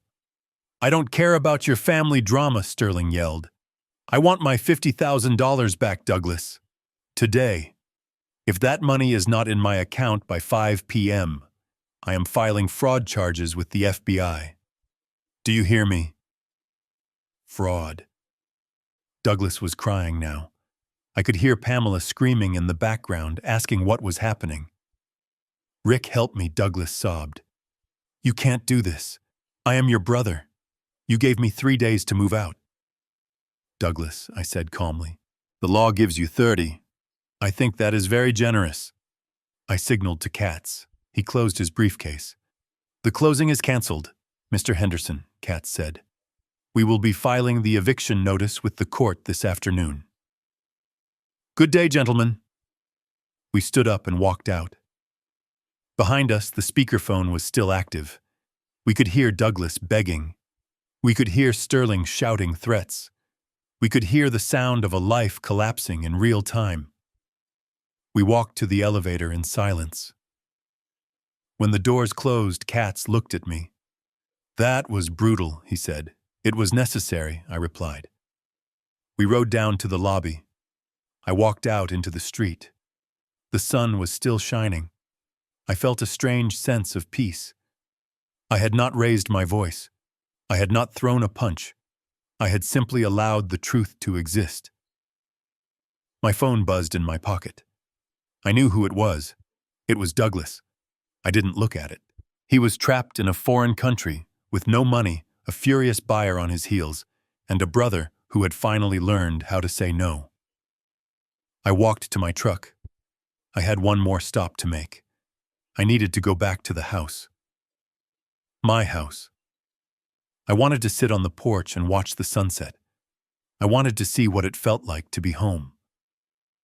As I drove, I thought about the $50,000 Douglas had stolen and spent. That was not my problem. That was a matter for the police. My problem had been solved. The house was safe. The legacy was safe. And as for Douglas, well, he always wanted to travel. He was about to go on a very long journey through the legal system. I hoped he packed enough resilience because where he was going, money couldn't save him. Only the truth could. And he ran out of truth a long time ago. The flight back from Cabo San Lucas must have been the longest 4 hours of Douglas's life. I was not on the plane, but I could imagine it vividly. He was trapped in a metal tube at 30,000 feet, with no Wi-Fi to check his bank accounts, and a wife who was already looking at him with the cold calculation of a forensic accountant. When they landed at SeaTac Airport, the reality of their situation did not just greet them, it tackled them. As soon as Douglas turned off airplane mode, his phone vibrated so hard it nearly fell out of his hand. It was not a text message. It was a notification from his banking app. Account frozen. Contact your branch immediately. They took a taxi home because Uber would not accept his credit card. The card had been declined for the first time in his life. I was parked down the street when the taxi dropped them off. I saw Douglas arguing with the driver, trying to pay with cash he had scraped together from his pockets. It was a humiliating spectacle. The great real estate mogul haggling over a $40 fare. But the real show was waiting for them, Jameson on the front porch. Taped to the front door, right next to the peeling for sale sign, was a thick envelope. It was not a greeting card. It was a process server's delivery. Douglas ripped it open, standing there in the rain with his suitcase. I used my binoculars to see his face. It went pale. It was the lawsuit from Mr. Sterling. The buyer was not bluffing. The document was a civil complaint for fraud, breach of contract, and conversion of funds. Sterling was not just asking for his $50,000 deposit back. He was suing for damages. He was demanding double the amount, plus legal fees. $100,000, payable immediately. Douglas dropped the papers on the wet porch. He looked at Pamela, but she was already walking past him, unlocking the front door. She did not stop to pick up the lawsuit. She stepped over it like it was trash. They went inside. I imagined the conversation. Douglas trying to spin it, trying to say it was just a misunderstanding, that he would fix it. But you cannot spin an avalanche. You just get buried. An hour later, a black sedan pulled up to the curb. It was not the police. It was worse. It was a representative from the bank. The man who stepped out was wearing a cheap suit and holding a clipboard. He walked up to the house and pounded on the door. I rolled down my window slightly to hear. Douglas opened the door. He looked disheveled. He was still wearing his floral vacation shirt, but now it looked like a clown costume. Mr. Caldwell, the bank representative, said loud enough for the neighbors to hear. "We have been trying to reach you. Your loan is in default." Douglas tried to hush him. "Look, I can explain. There is a title issue. I am working on it." The representative shook his head. "There is no title issue, sir. There is fraud. You secured a line of credit using collateral you did not possess. That is a federal crime. The bank has invoked the acceleration clause. The entire balance of $210,000 is due immediately." Douglas laughed, a hysterical, high-pitched sound. "I don't have $200,000. I spent it. I improved the asset." The representative looked at the Porsche parked in the driveway, the silver 911 that Douglas loved more than he loved his own brother. "We are aware of your spending, sir," the man said. "Since you cannot repay the liquid funds, we are exercising our right to seize all purchased assets to recoup our losses." He signaled to a tow truck that had been idling around the corner. It roared to life. Its yellow lights flashed, reflecting off the wet pavement. It backed into the driveway. Douglas ran out in his socks. "No, you can't take the car. That is my car. I put $10,000 down on that." The repo man didn't even look at him. He hopped out, hooked the chains to the undercarriage of the Porsche, and started the winch. The beautiful German engineering groaned as it was dragged backward. The tires skidded on the asphalt, leaving black marks that looked like desperate claw marks. Douglas stood there in the rain, screaming. He grabbed the door handle of the car, as if he could hold it back with his bare hands. The bank representative simply wrote something on his clipboard and handed Douglas another piece of paper. "This is a notice of intent to seize personal property inside the home," the man said. "Television, appliances, furniture, anything purchased with the loan proceeds is now property of the bank. We will be back tomorrow with a moving truck." The tow truck drove away, dragging Douglas's ego with it. The Porsche turned the corner and vanished. The bank representative got into his sedan and left. Douglas was left standing alone in the driveway. He was wet. He was broke. And he was about to lose the only thing he had left. He walked back into the house. I waited.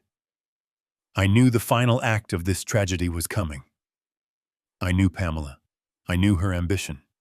She was a woman who hitched her wagon to a star, but the moment the star started falling, she would cut the rope. 30 minutes later, the front door opened again. This time it was not Douglas. It was Pamela. She was not wearing her vacation clothes. She was dressed in a sharp business suit. She was dragging 2 large Louis Vuitton suitcases, not the ones with clothes. These were the ones she used for her valuables. Douglas ran out after her. He was crying. He was grabbing at her arm. "Pam, where are you going? You can't leave. We have to figure this out. We are a team." Pamela stopped. She spun around, and her face was a mask of pure disgust. She didn't scream. She didn't yell. She spoke with a cold, deadly precision that carried through the damp air. "We are not a team, Douglas. We were a merger.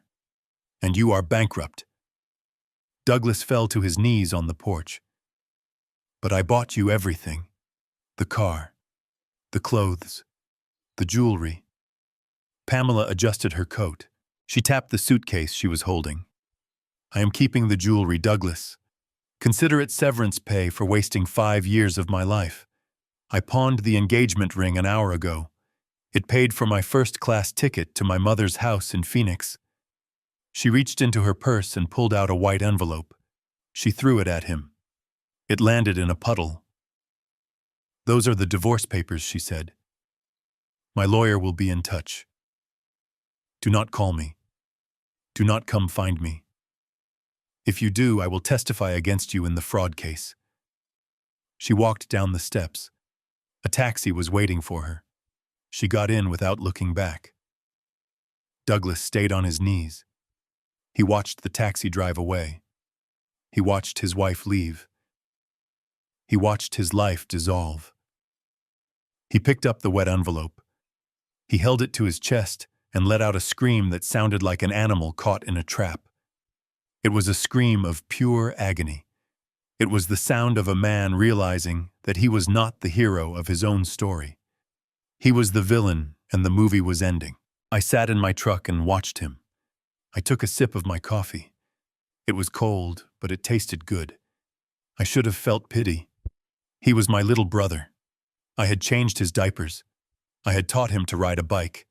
I had protected him from bullies. But he had become the bully. And the only way to stop a bully is to let him punch a brick wall and break his hand. Douglas stood up slowly. He looked old. He looked like an old man in a young man's clothes. He turned and walked back into the empty house. The house with the cracked ceiling. The house with the missing wall. The house that sat on my land. I started my engine. I had seen enough. The house of cards had fallen. The king was dethroned. The queen had fled. I drove to the nearest post office. I had one final letter to send. It was the official eviction notice. The 30-day clock had started. Douglas had 30 days to remove his improvements from my land. But we both knew he couldn't move the house. And he couldn't fix it. And he certainly couldn't sell it. He was trapped. He was living in a prison of his own making. And the warden was his boring older brother with a Bible and a pickup truck. I drove back to my motel room. I packed my bag. I wouldn't need to stay there much longer. In 30 days, I would be going home. But before that, I knew the phone would ring. I knew Douglas would call. He had run out of options. He had run out of allies. He had run out of lies. He would call me. He would beg. He would use the word family like a weapon. And I would be ready. I would answer the phone. And I would tell him exactly what he told me on that rainy Tuesday morning 3 weeks ago. I would tell him that this was just business. I lay down on the bed and closed my eyes. I could hear the rain stopping outside.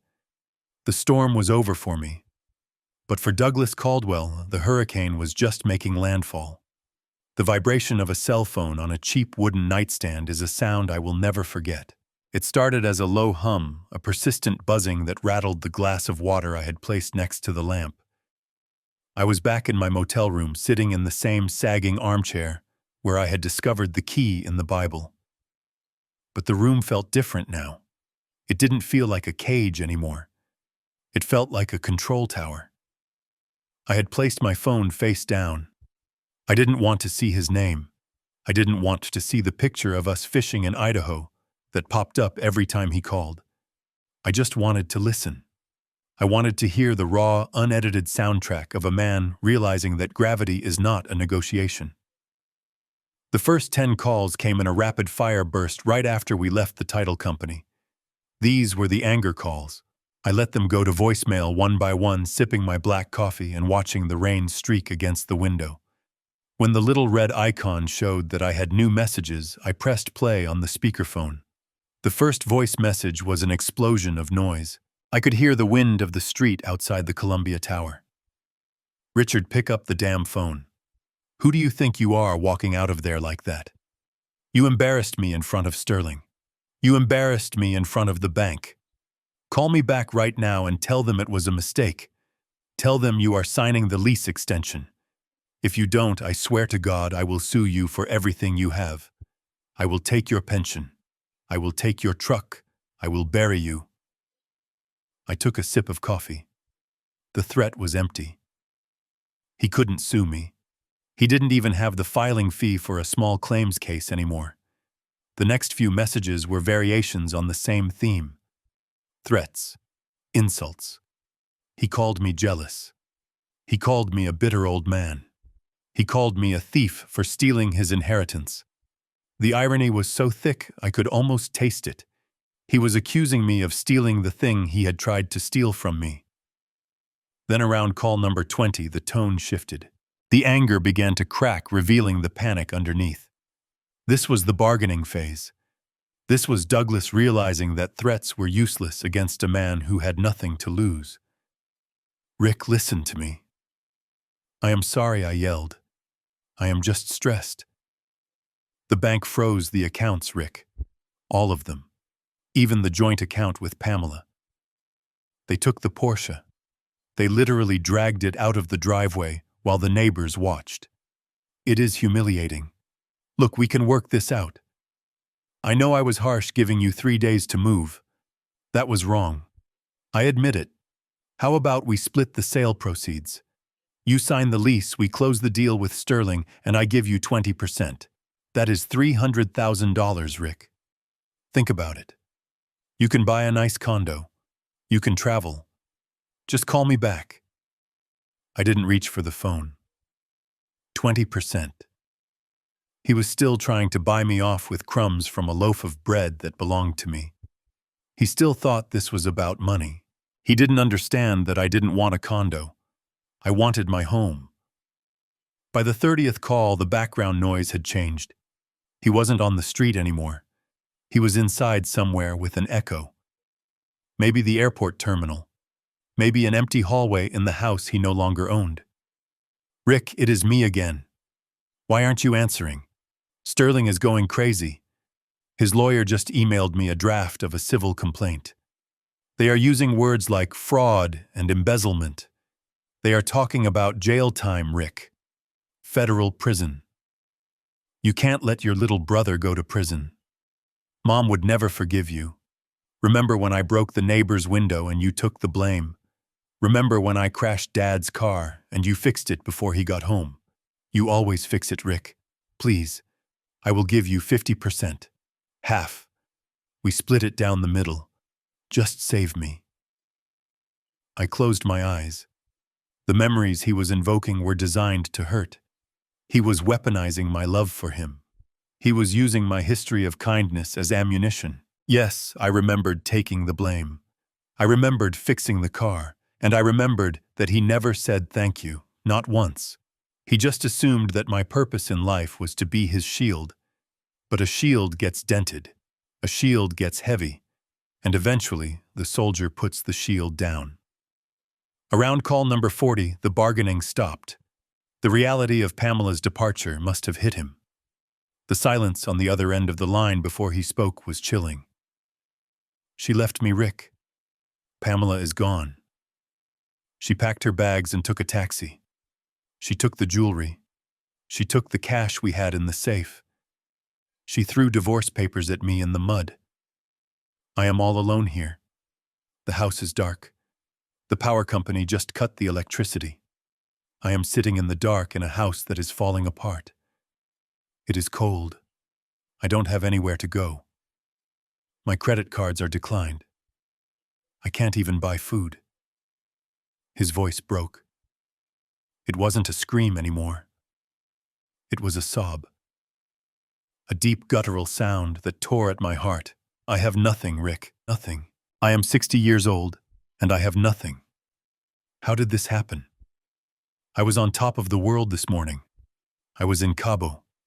I was rich. How did you do this? Why did you do this? I sat there in my motel room listening to my brother cry. I looked at the Bible on the nightstand. I thought about the verse, "For where your treasure is there, your heart will be also." Douglas's treasure was money. It was status. It was the admiration of strangers. And when those things were stripped away, he was hollow. He had no foundation. I poured another cup of coffee. My hand was steady, but my chest felt tight. This was justice.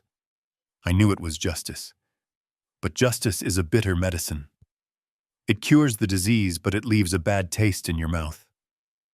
The calls kept coming. 45, 50, 52. They became incoherent, rambling monologues about our childhood, about a dog we used to have, about the time we built a treehouse. He was regressing. He was a scared child, calling out for his big brother to come and turn on the lights. "Rick, are you there? I know you are listening. I know you are there. Please pick up. Just tell me what to do. I will do anything. I will sign the house over to you. I will work for you. I will sleep in the attic. I don't care. Just don't leave me like this." The silence is killing me. The house is making noises, Rick. The crack in the ceiling is getting bigger. I can hear it groaning. It hates me. The house hates me. I looked at the clock. It was almost midnight. He had been calling for 12 hours. The phone vibrated one last time. Call number 55. I hesitated. My finger hovered over the answer button. I could end this. I could pick up and tell him to meet me at the diner. I could write him a check for $1,000 and tell him to find a hotel. I could be the savior one last time. But then I looked at my hands. They were rough hands, workers' hands, hands that had built and repaired and sustained. And I thought about his hands. Soft, manicured, hands that only knew how to take. If I saved him now, he would never learn. If I pulled him out of the fire, he would just strike another match the moment my back was turned. He needed to burn. He needed to turn to ash so that something real could grow. I let the phone ring. 1, 2, 3, 4. The voicemail clicked on. Rick. His voice was a whisper now. Resigned. Dead. I get it. You aren't coming. You are really done. Dad was right. He left you the Bible because he knew you were the only one strong enough to follow the rules. I never read the rules, Rick. I just tried to win the game. And now I have lost. I am going to sleep in the truck tonight. If the repo man doesn't come back for the other car. Goodbye, Rick. The line went dead. I sat in the silence of the motel room. The buzzing had stopped. The insect was dead. I finished my coffee. It was cold. I stood up and walked to the window. The rain had stopped and the city lights were reflecting off the wet pavement. Somewhere out there in the dark, my brother was sleeping in a cold truck parked in the driveway of a mansion he couldn't enter on land he didn't own. I didn't feel happy. I didn't feel triumphant. I felt a heavy, solemn resolve. This was the cost of setting things right. The demolition phase was over. The structure had been brought down to the studs. Tomorrow, the rebuilding would begin. But not for Douglas. Tomorrow is for me. I picked up the phone and turned it off completely. I didn't want to hear call number 56. There was nothing left to say. The message had been delivered loud and clear. I walked to the bed and pulled back the covers. I placed the Bible on the pillow next to me. It was the only companion I needed tonight. I slept. And for the first time in 35 years, I didn't dream about fixing someone else's mess. I dreamed about planting a garden in the backyard of my house, a garden with deep roots that no storm could ever wash away. The diner was located 3 miles from the county courthouse, a place where people went to celebrate small victories or mourn total defeats. It smelled of burnt bacon and stale cigarette smoke that clung to the vinyl booths despite the no-smoking signs. It was neutral ground, a place where high society didn't dare to tread. I arrived 5 minutes early. I wanted to be seated before he walked in. I wanted to watch him enter not as the confident heir, but as the man he had truly become. I ordered a black coffee and waited. At 10 o'clock sharp, the bell above the door jingled. I almost didn't recognize him. Douglas stood in the doorway blinking against the harsh fluorescent lights. He was wearing the same floral shirt he had worn to Cabo, but now it was wrinkled and stained with sweat. He hadn't shaved in 4 days. His eyes were red-rimmed and darting around the room with the paranoia of a hunted animal. He looked 20 years older than he had just a month ago. He spotted me in the back booth. His shoulders slumped. He walked toward me not with the strut of a real estate mogul, but with the shuffle of a man whose knees were about to give out. He slid into the booth opposite me. He didn't say hello. He just reached for the glass of water on the table and drank it in one long, desperate gulp. His hands were shaking so badly that water spilled down his chin onto his expensive, ruined shirt. I signaled the waitress. 2 number 4 specials, I said. And keep the coffee coming. Douglas looked up at me. His eyes were watery. I am not hungry, Rick, he whispered. I haven't eaten in 2 days, but I can't eat. My stomach is in knots. Eat, I said gently. You are going to need your strength for what comes next. We sat in silence until the food arrived. Douglas stared at the eggs and hash browns like they were alien objects. Then he picked up his fork and started eating. He ate fast. He ate like a man who didn't know when his next meal was coming. It was heartbreaking to watch. This was the boy I had protected on the playground. This was the brother I had stepped aside for. And now he was reduced to this. When he was finished, he pushed the plate away. He wiped his mouth with a paper napkin and looked at me. The bravado was gone. The anger was gone. There was only fear. Rick, he said, his voice trembling. Thank you for coming. I didn't think you would show up. I took a sip of my coffee. I told you I would meet you, Douglas. I keep my word, unlike some people in this family. He flinched. He knew I was talking about the will. He knew I was talking about the 3 days he gave me to move out. Look, Rick, I know I screwed up. I know I was greedy, but you have made your point. You have humiliated me. You have destroyed me. Pamela is gone. The car is gone. My reputation is gone. Isn't that enough?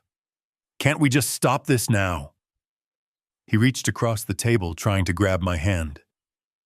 I pulled back. I am not doing this to punish you, Douglas, I said. I am doing this to settle the estate. You have a house that is trespassing on my land. The 30-day clock is ticking. I need to know what your plan is. Douglas laughed, a high-pitched, hysterical sound that made the couple in the next booth look over. My plan. Rick, I am sleeping in a truck. I have a $100,000 lawsuit hanging over my head. Sterling is filing criminal charges on Monday if I don't return his deposit. I don't have a plan. I have a death sentence. He leaned in, lowering his voice. Rick, you have to sign the lease. If you sign the lease, I can close the deal with Sterling. He will drop the lawsuit if the sale goes through. I will pay off the bank. I will walk away with nothing, but at least I won't go to jail. Please, just sign the paper. I reached into my briefcase. I pulled out a document, but it wasn't a lease.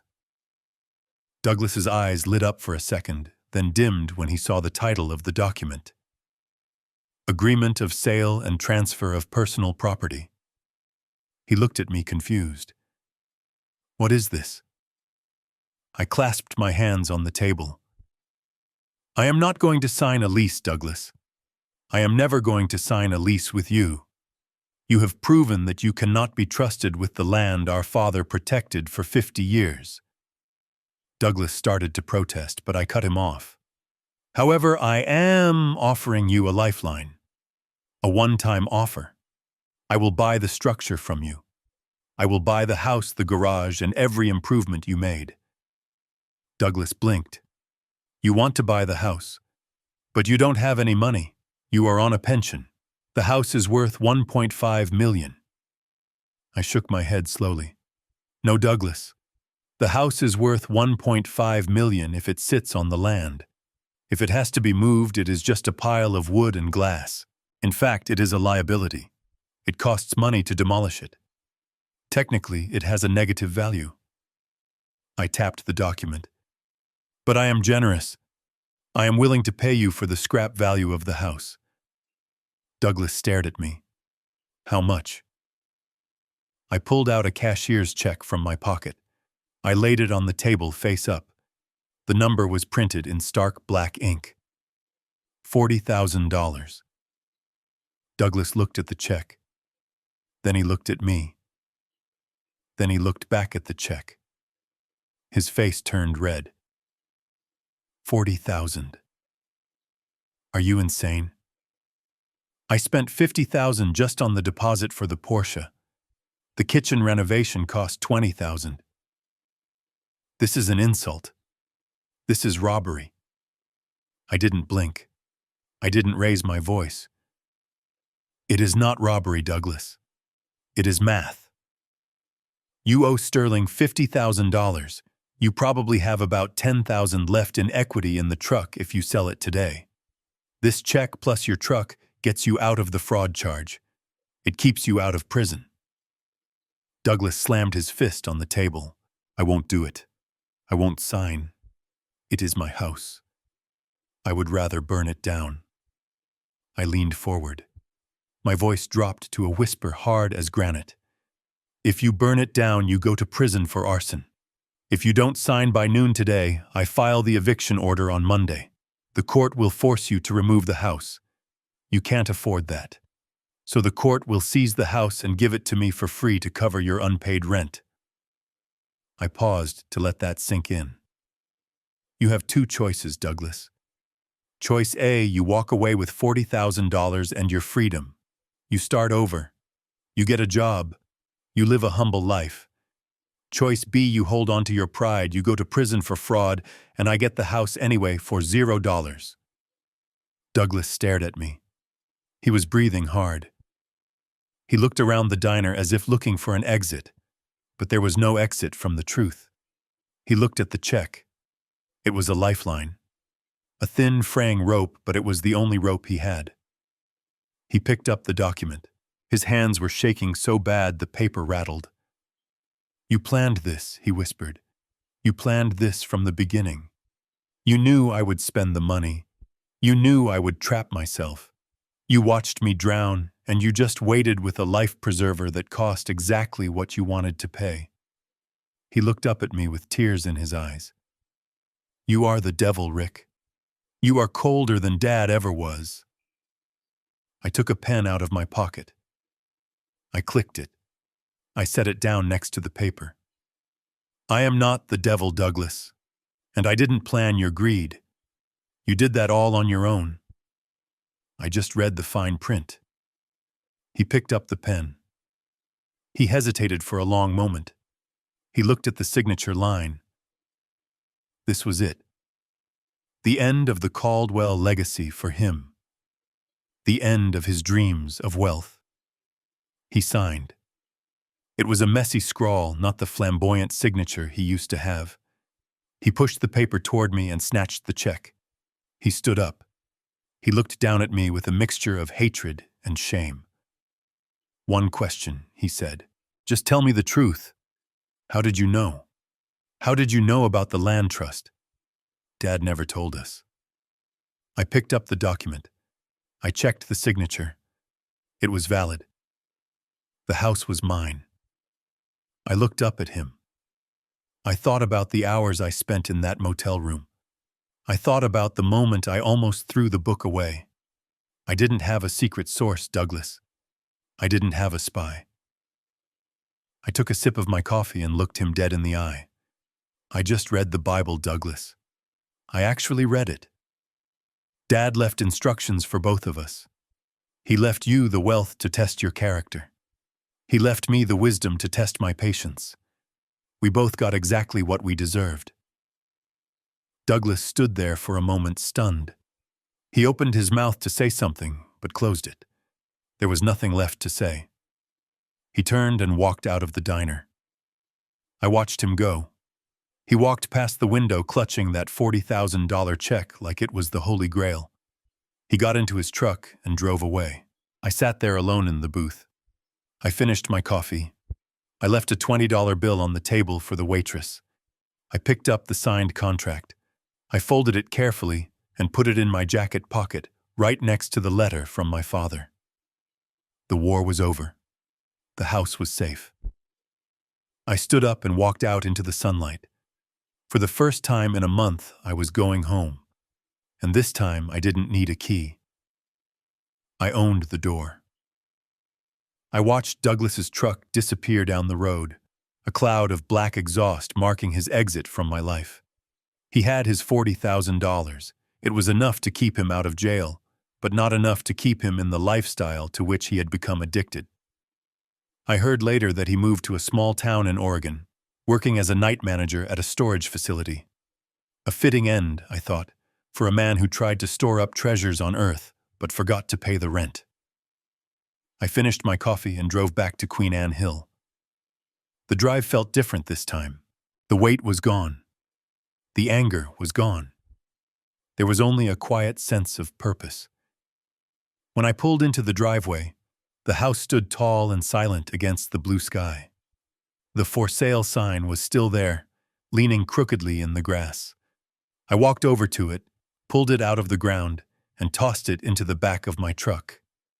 That was the first act of reclamation. I walked up the steps and unlocked the front door. The inside of the house was cold. It smelled of stale perfume and abandoned dreams. I walked through the living room, past the ghost of the Porsche that was no longer in the driveway, past the spot where the silk curtains used to hang. I went straight to the kitchen. The crack in the ceiling was still there, a jagged reminder of Douglas's arrogance. But it didn't scare me. I knew how to fix it. The next morning, I didn't call a guy from an app. I called a structural engineering firm I had worked with for 20 years. When the crew arrived, they didn't park on the lawn. They wore hard hats. They brought steel beams, not just 2x4s. They treated the house with the respect it deserved. I spent the next 3 months restoring the damage. We lifted the sagging joists. We installed a proper load-bearing header. We didn't cover up the scars with cheap paint. We healed the wounds in the plaster.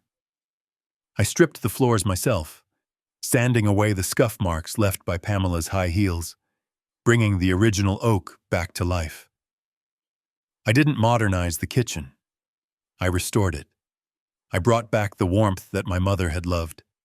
I planted a garden in the backyard, right where Douglas had wanted to dig his pool. I planted hydrangeas and roses, roots that would go deep into the soil that now belonged to me in every sense of the word. One evening, after the last contractor had left and the smell of sawdust had been replaced by the smell of brewing coffee, I sat in the living room. The fire was crackling in the hearth. The house was solid. It didn't groan anymore. It felt settled. I picked up the Bible from the coffee table.